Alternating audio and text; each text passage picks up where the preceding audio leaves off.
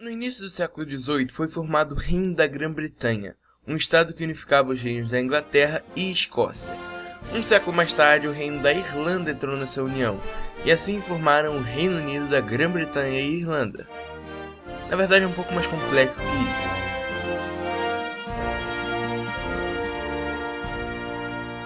Esses três países sempre viveram uma situação bem complicada, um querendo anexar o território do outro e tal. Os conflitos só diminuíram mesmo com a união das coroas. O Papa Adriano IV enviou uma bula a Henrique II, dando à Inglaterra o domínio sobre a ilha da Irlanda. Na prática, foi a carta branca para invadir a Irlanda, que ficou sendo governada pela Inglaterra e, consequentemente, por Roma. Mas Henrique VIII, que era um cara bem controverso, queria que o Papa anulasse seu casamento para que ele pudesse se casar com outra. O Papa negou, então Henrique simplesmente rompeu com a Igreja Católica e fundou a Igreja Anglicana. A situação da Irlanda ficou incerta, porque Roma tinha autoridade por lá e a Inglaterra também. E Henrique foi bem prático ao resolver essa questão. Ele não queria mais a Igreja Católica como soberano sobre a Irlanda, então ele foi proclamado rei da Irlanda. Ele e seus descendentes seriam tanto reis da Irlanda quanto da Inglaterra. A situação ficou mais embolada ainda quando Isabel I, a última herdeira de Henrique VIII, morreu. Não tinha mais herdeiro, ou melhor, tinha. Jaime VI, rei da Escócia. Sim, agora um cara comandava os três reinos. E apesar deles serem governados por um monarca, os três reinos eram independentes, ou quase. E cada um tinha o seu próprio parlamento, que era quase soberano abaixo do rei. Até que os reinos da Inglaterra e Escócia fizeram um tratado em que unia os dois reinos em um, o reino da Grã-Bretanha, que é o nome da ilha em que ficam os dois países. Ficou assim por quase um século, mas a Irlanda tinha alguns problemas. Dentre eles, a rebelião irlandesa foi o maior. Bem, a parte dos países serem independentes é meio questionável, já que o parlamento irlandês era sujeito ao parlamento britânico, então, de certa forma, a Grã-Bretanha tinha controle sobre a Irlanda.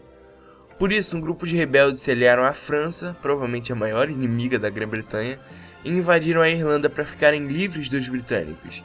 Os ingleses e escoceses não ficaram nada felizes, e com a ajuda dos governantes leais à coroa britânica, conseguiram parar a rebelião. Isso foi a gota d'água para a Irlanda entrar no Reino Unido. Eles fizeram um acordo que garantia um pouco mais de autonomia para a Irlanda e, principalmente, a junção dos dois reinos, formando o Reino Unido da Grã-Bretanha e Irlanda. Mas como nem tudo são flores, a Irlanda no Reino Unido tinha o problema da emancipação católica. Os ingleses e escoceses eram protestantes, os irlandeses eram, em sua maioria, católicos, e o Reino Unido tinha diversas restrições aos católicos. Eles não podiam ter terras, educação e muito menos participar da vida política. O acordo previa que os católicos teriam os mesmos direitos que os protestantes, mas o rei Jorge III não permitiu que a emancipação acontecesse com a desculpa de que ele era o chefe da igreja anglicana e que isso ia quebrar o juramento de defendê-la. Mas depois da morte do rei e diversas campanhas, eles conseguiram a emancipação. Para completar o bololô todo, alguns anos depois deu uma peste na batata em toda a Europa, mas a Irlanda era o país que mais dependia da batata, até porque era o único alimento de boa parte da população. Esse rolo foi chamado de a Grande Fome. Cerca de 1 milhão de irlandeses morreram e outros 1 milhão foram obrigados a sair da ilha da Irlanda e ir para a América. O grande X dessa questão é que o governo britânico teve grande culpa, já que as restrições para os católicos atrasaram o desenvolvimento da Irlanda. A população irlandesa em si nunca foi muito favorável à União, e a Grande Fome, junto com a pouca governabilidade que a Irlanda tinha dentro do Reino Unido, fez surgir vários movimentos pedindo Home Rule, um direito deles terem um autogoverno e assim mais autonomia. O primeiro-ministro da época, Gladstone, tentou passar 2 projetos de lei para Home Rule, e uma das reivindicações era a criação de um segundo parlamento em Dublin. O primeiro projeto de lei para Home Rule não passou nem da Câmara dos Comuns. O segundo passou da Câmara dos Comuns, mas foi derrotado na Câmara dos Lordes. Para acalmar um pouco os irlandeses, que estavam bem bolados, as autoridades britânicas fizeram algumas reformas que garantiam o direito parcial de um autogoverno, que manteve os irlandeses um pouco mais de boa. Quer dizer, até as vésperas da Primeira Guerra, quando conseguiram aprovar o Home Rule, mas é aí que a treta começa. Para isso é preciso entender um pouco a população da Irlanda.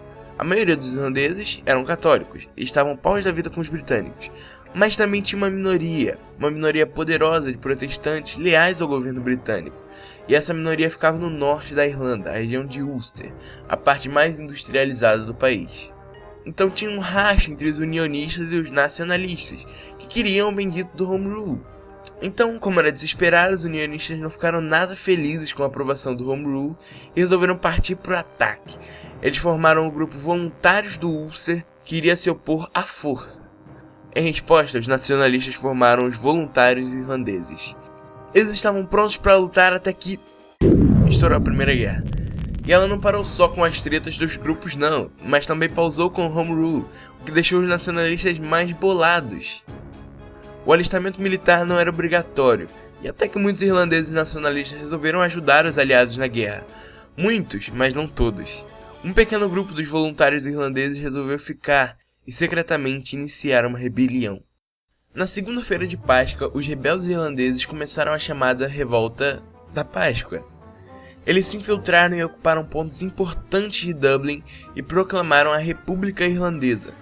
O exército britânico, é claro, não deixou por nada. Eles chegaram com artilharia pesada para combater os rebeldes e ficaram jogando bombas sem parar neles.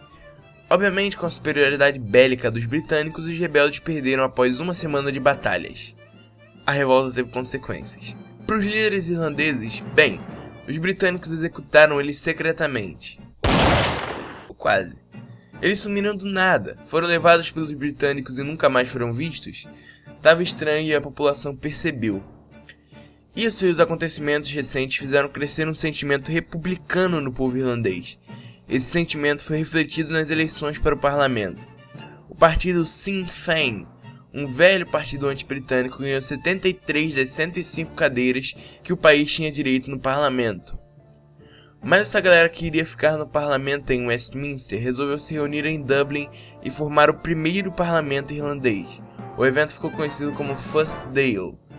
Nesse novo parlamento, os irlandeses reafirmaram a proclamação de 1916 e a declaração da independência. Também afirmaram que havia sim um estado de guerra entre a Irlanda e a Inglaterra, e principalmente transformaram os voluntários irlandeses no Irish Republican Army, mais conhecido como IRA. O problema é que, no mesmo dia em que os parlamentares se reuniram, um grupo dos antigos voluntários atacaram e mataram 2 policiais da Polícia Real Irlandesa, que era a principal força policial da Irlanda, e a principal fonte de informação e espionagem para os britânicos. E não foi por acaso. Os caras sabiam que para começar de fato a guerra, era preciso matar alguém importante, e assim fizeram. Agora era oficial, a guerra tinha começado. O principal foco dos membros do IRA no início era atacar as propriedades britânicas na ilha, tais como quartéis, delegacias e matar membros da administração inglesa local. As principais táticas usadas pelo pessoal do IRA eram as táticas de guerrilha, sem uniformes, rápidos e violentos, por mais que alguns líderes republicanos não gostassem muito da ideia e preferissem guerras mais convencionais. Mas era bem pensado não usar táticas convencionais, já que eles já tinham levado um pau na Semana Santa usando esse método. Apesar disso, no início da guerra, a violência não comia solta no país inteiro não. A maioria dos nacionalistas preferiam manifestações e coisas mais democráticas. Eles basicamente ignoravam o governo britânico e faziam um governo paralelo dentro da Irlanda. Mas a galera que mais sofria das mãos do IRA era a Polícia Real mesmo. Além das delegacias atacadas e armas roubadas, eles sofriam muita pressão popular, afinal eram irlandeses trabalhando para os britânicos. Por causa disso, muitos policiais começaram a desertar, e até alguns oficiais resolveram ajudar o IRA com informações de dentro. Até então, os irlandeses só estavam atacando e roubando armas, mas eles precisavam fazer algo a mais, queimando quartéis abandonados da RIC, principalmente na zona rural, que passou a ser controlada pelo IRA. Enquanto o exército republicano fazia sua parte, a população irlandesa fazia dela, boicotando a arrecadação de impostos britânica.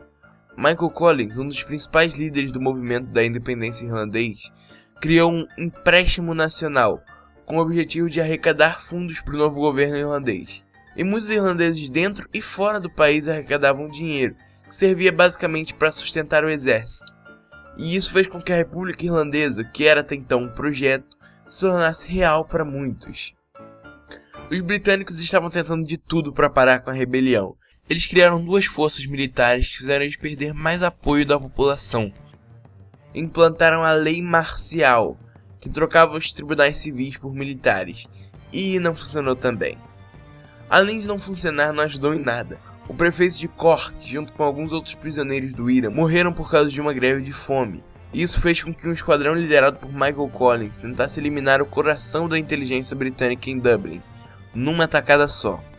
Foram 14 mortos, incluindo policiais, civis e até membros da corte marcial.